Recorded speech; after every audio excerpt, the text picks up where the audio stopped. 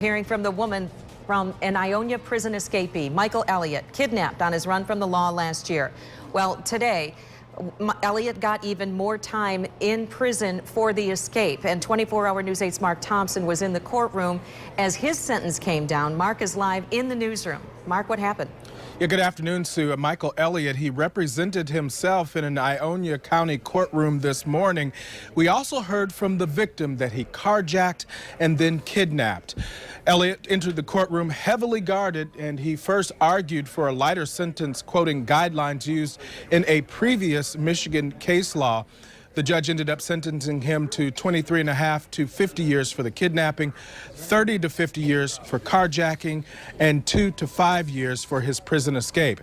Elliot escaped from the Ionia Correctional Facility on Super Bowl Sunday back on February 2nd, using a craft knife to cut his way through a fence. During his dash to freedom, he carjacked a woman and held her captive as he crossed state lines.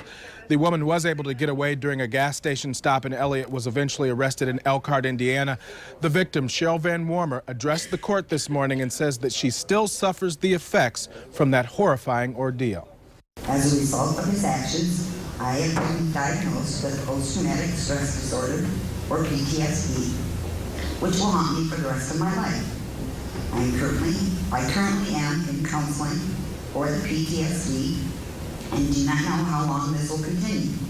I have lost time from work, as well as having financial losses due to Elliot's actions. I do truly have remorse. I had it at the time when I was going through it. I acted out of desperation and my own selfishness, and I was very wrong for everything involved. And as you know, Elliot is already serving 5 life sentences in connection to a 1993 homicide.